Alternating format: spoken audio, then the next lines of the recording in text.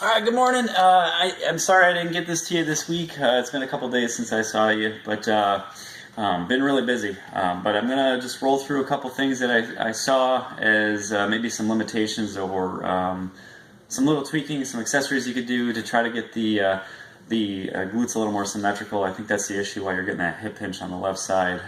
You're probably lifting up and rotating the hip a little bit differently on the left. So, and then of course you got your shoulder.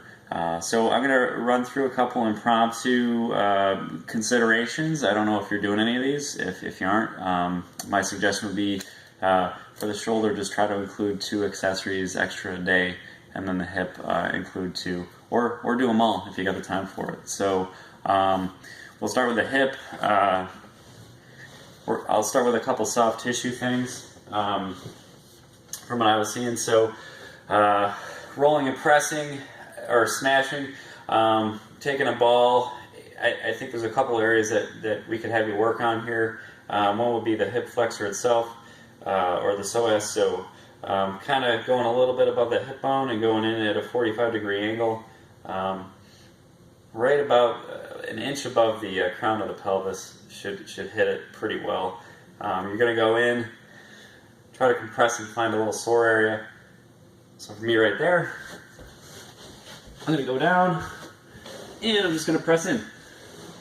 What I usually do with rolling, 2 to 3 rounds of 30 seconds with a break in between.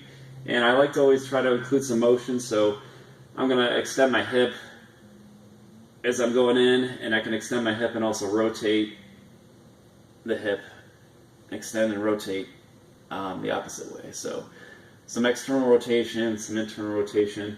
Just taking some time in that 30-second period to get some motion and stretch through there. Second point I would look at is the top of the rectus, another hip flexor, also involved in a little rotation stability. So you're going to go at the ASIS, or the hip bone here, as a lot of people call it. Go a little bit down and in, about an inch. You're going to find this band in the area. You want to press right there. And once again, roll around and look for that sore spot. I'm hitting it right now. And, ooh, that's spicy. Do a little hip extension. So 2-3 rounds of 30 seconds, working those out. Next thing, if you got a roller, I would do some work on the adductor. So just grab that puppy. Start at the top of the adductor, and then work your way across. And then press down and go in. From the knee, press down, go in, and do a little abduction as you're putting that pressure down.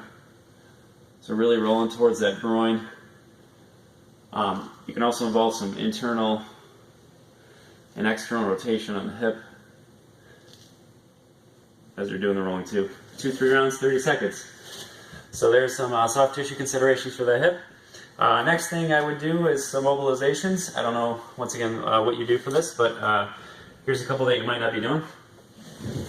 Bottom cupped goblet squats are great, especially opening up some impingement in the hip. So you're going to pop it up. And you want to get that thoracic really stabilized. And you're going to go down, cupping the bottom and pushing the hips forward. And I'm also pressing my elbows to the sides of my knees. I like to do small little repetitions down and in at end range.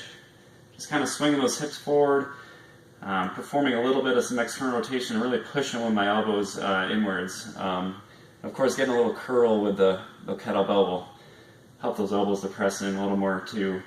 So I would typically do that at there's 1 of 2 strategies for this. If you're doing it as an accessory before the workout, you could just do nice, slow, controlled repetitions, up and down of like 10. After workout, you can hold it and just sit there for about 30 seconds. And then I'd, pop out, relax, kind of wiggle out, and then you could go and do another round or 2. So after that, one more mobility I had here that I think might help is, I forget what these are called. I think I've heard them called Y crawls before. So you're gonna have your leg out at about perpendicular with your body. That's going to be straight, and your other knee is going to be at hip, in line with the hip. And what you're going to do is just imagine you're slowly rotating around the hip joint as you're providing a little crawl up and down. So I'm going up and I'm kind of rotating in and pushing down, and then I'm going back, bringing my my butt down to my heel and rotating outwards. So everything's going to be really felt through that hip on the left side.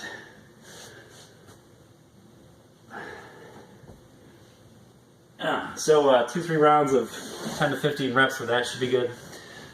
And then just to try to get a little more symmetry, a little more firing on that lateral stabilizer glute on that left side, a couple considerations for that would be as follows. If you have a road band, something light and obtainable, what you want to do is bring it across the knees. I don't have one with me, so we can just visualize. Bring it across your knees. And what you're going to do is create symmetrical adduction. So your hips are in line with your knees. So you're creating some resistance. And as you create that resistance, you're going to perform some bridges. Keeping the stomach tight and really focusing on all that action that's going to be happening on those lateral thighs. You might want to start off with a light band and then work your way up if you feel like it's a little too easy. So I know they have those like monster bands too, those wider ones. If you have a light resistance one of that, that's great too. So once again, you're just going to strap it across the thighs, the knees here, and you're going to, feel that resistance inwards. You want to pull apart, so there is some resistance. You're already creating some resistive adduction with the hips, and then you're bridging up, so you're doing a double motion. So 2 rounds of 10 to 15 for that. Before or after the workout's good. The next one I had here was regressions. So this is an important one to keep in mind in terms of what you're doing. You really want to have this pull held on lightly. You want to touch the back of your head and at the very base of your spine. And what you're going to do is get into this kneeling position. I like to put my toes into my heels. You can put them flat if you'd like. I just feel a little more stable in this position. And you're going to just try to make your body parallel. So what I'm focusing on is really keeping my core contracted, really focusing on the bilateral internal rotation with my hips, and then pushing up through my glutes as I come back up. Now, what often can happen with people is sometimes they have good hinge form, but then as they start getting towards the bottom, they start utilizing the back a little more. You see how that pull's coming up? Even that little subtle change could be a massive difference when you're using a lot of weight. So really focus on just a very light compression of this pull as you're doing these. Really try to focus on that external explosiveness of the hips and extension through the glutes and hamstrings as you're coming up. 10 to 15, 2 or 3 rounds. There's another little thing you could do with this to focus on the left hip. So if I show you from the front view, you can go in and kind of have a preference towards that left side, and then explode just and rotate up through. So I'm exploding and rotating up mostly through my left side as I'm doing this. So you can just solely work on that left side if that's what you prefer. It could be beneficial too. So from there was just one more suggestion I had for that, and then I'm just going to show you a positional thing for the hips that seems to work fairly well. So I always like one-sided workouts. I think in your case, just because you're getting that lift-off pain with the squat, I've seen people get a lot of success performing one-sided lunges in a reverse position. And there's 2 things you could do here. I like to have a little weight challenge, so you can use a 35 or more. I know you're pretty strong. So, lock in and a reverse lunge with the left leg remaining forward. Really focusing on keeping that knee in line. Feeling that great explosive burn on that outside of the hip. Trying to keep the body as upright as possible. I know my form's probably a little off here, but you're gonna get the basic idea. So, a couple things with that. Of course, you don't want to see the knee go in, and you don't want to see the hip slide out a whole heck of a lot while you're doing those. A couple rounds, 10 reps a day, pretty good. Additionally, if you're just blasted but you want to work on a little active recovery, you can just perform a low-hanging counterweight lunge.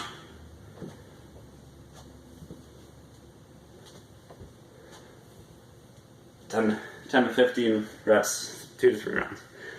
Last thing, this is a great one to do as part of an active recovery day. A couple little subtle nuances about these two positions, but literally performing just a true lunge or a true kneeling position can be ideal to just create symmetry in muscle firing. So what you could do here, I'm putting my knees in line with my hips, and my heels are going to be, my toes are going to be under my heels. I'm going to go up into a kneeling position. Now, as I perform this, I want my pelvis to be balanced, so I'm going to extend my glutes slightly. And from there, what I'm going to do is shift my weight, so I'm providing a little challenge here. My shoulders should be in line with my hips, and I should be looking straight ahead. Now, embracing my core, creating a little extension of my glutes just to get my pelvis level. What I'm feeling from this is a great stretch in the front of my frame, and then my hamstrings and my glutes are really firing a lot to stabilize my body. It looks very simple, but if you hold it for relatively like 30 seconds to a minute, it really starts to do a lot of work. So you can provide some stimulation here. See if you have any asymmetries in your visual cues. Trying to create balance once again, so looking to the left and right as you perform this, hands rested into the sides.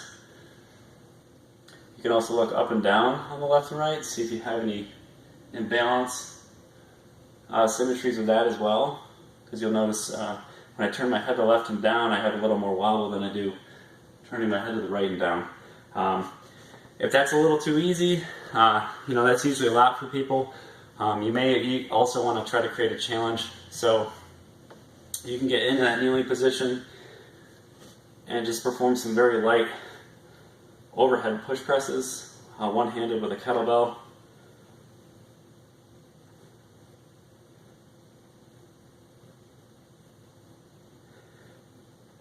And after about 5 or 6 for me, I start to get shaky. Once you start to feel some strain with that, or even a little bit of discomfort, you want to get out of those. But that's great to do a couple rounds of 30 seconds to a minute. And then similarly, in similar fashion, you can perform a true lunge. So for you, best to have the left leg backwards. And once again, level pelvis, body straight, scaps retracted. You want to have the toe under the heel. And once again, I'm leveling my pelvis out. And this one just creates a stunning opening through the front of my interior chain. And when I get my shoulder in line, once again, my glutes and my hamstrings are firing. And once again, you can turn your head to left and right, up and down. Just spending some time nice and slow, breathing through the stomach, or creating that challenge. Opposite side, you can create some push press. 30 seconds to a minute. Okay?